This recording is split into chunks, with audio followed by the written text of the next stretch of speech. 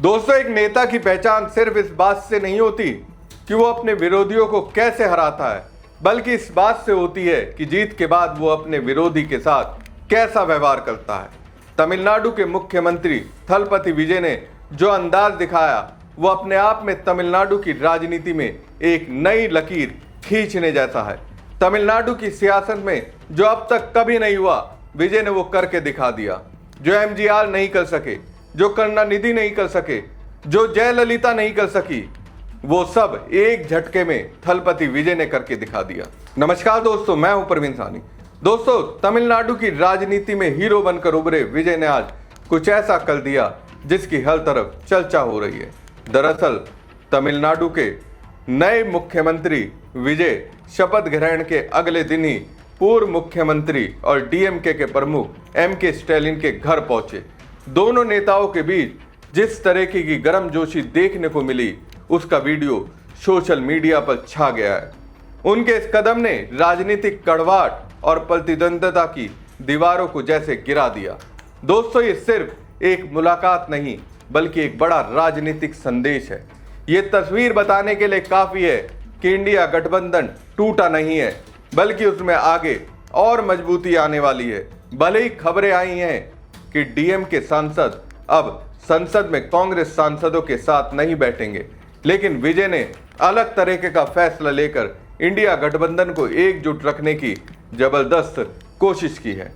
और देखा जाए तो उन्होंने साबित कर दिया कि राहुल गांधी का उन्हें समर्थन देने का फैसला किसी भी तरीके से गलत नहीं था, बल्कि इससे इंडिया गठबंधन की मजबूती और बढ़ सकती है। ये तस्वीर फिलहाल तो यही कह रही है।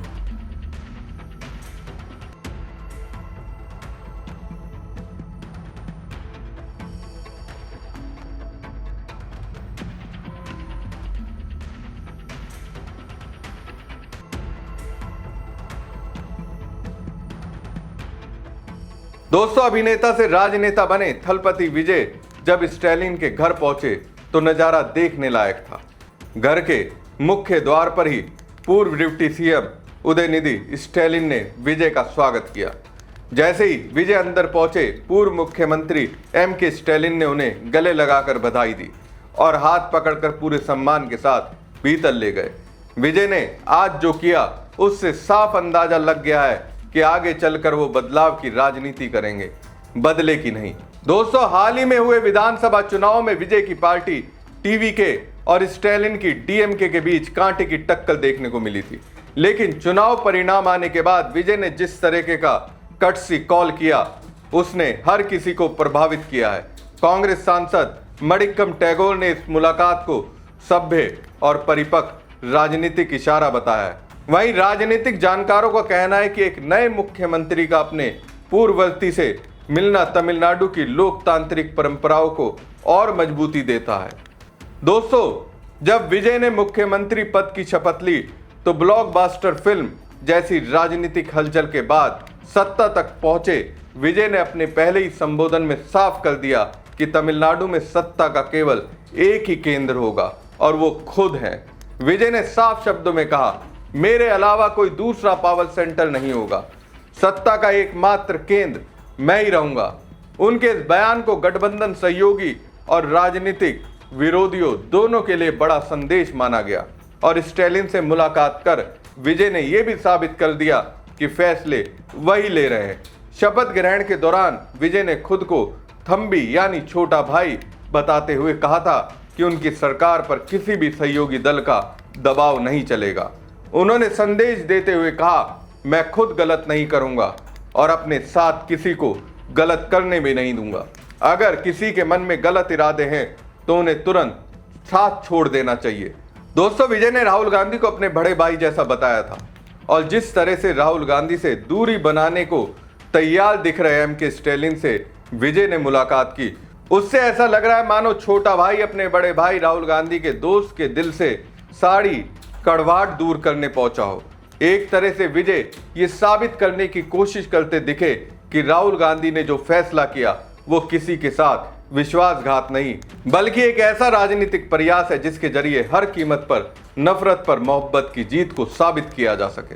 दोस्तों, राजनीति में कुछ मुलाकातें सिर्फ मुलाकातें नहीं होती कुछ तस्वीरें सिर्फ तस्वीरें नहीं होती और कुछ गले मिलना सिर्फ औपचारिकता नहीं होती, उसके पीछे छुपे होते हैं बड़े राजनीतिक संदेश, बड़े संकेत और आने वाले वक्त की बड़ी पटकथा।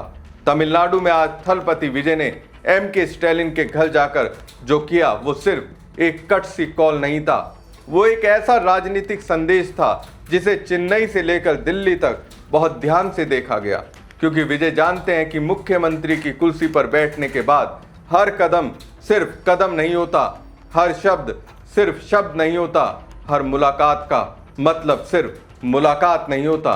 विजय ने अगर चाहा होता तो जीत के बाद काफी नेताओं की तरह सिर्फ जश्न मना सकते थे, अपने समर्थकों के बीच शक्ति प्रदर्शन कर सकते थे, विरोधियों पर तंज कर सकते थे, लेकिन उन्होंने वो रास्ता चुना जो आज की राजनीति में कम ही देखने को मिलता है। विरोधी के घर जाकर सम्मान देना, चुनावी प्रतिद्वंदी को गले लगाना और ये दिखाना कि राजनीति दुश्मनी का नाम नहीं बल्कि विचारों की लड़ाई का नाम है।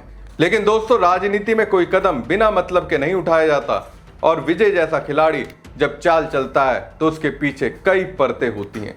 पहली परत तमिलनाडु की राजनीति की, जहां विजय ने साफ कर दिया कि वो बदले की राजनीति नहीं, बदलाव की राजनीति करने आए हैं। वो किसी को मिटाने नहीं बल्कि खुद को स्थापित करने आए हैं।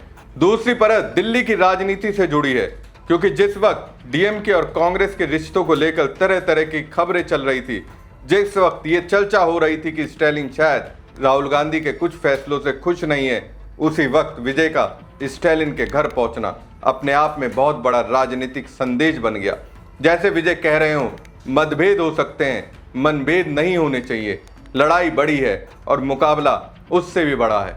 और दोस्तों, यहाँ राहुल गांधी का नाम इसलिए और बड़ा हो जाता है क्योंकि विजय को समर्थन देने का फैसला राहुल गांधी के लिए भी आसान नहीं रहा होगा।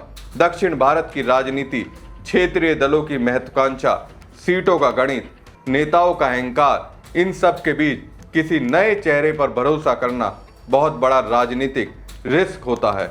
लेकिन आज विजय ने स्टैलिन से मिलकर एक तरह से राहुल गांधी के उस फैसले पर अपनी मोहर लगा दी।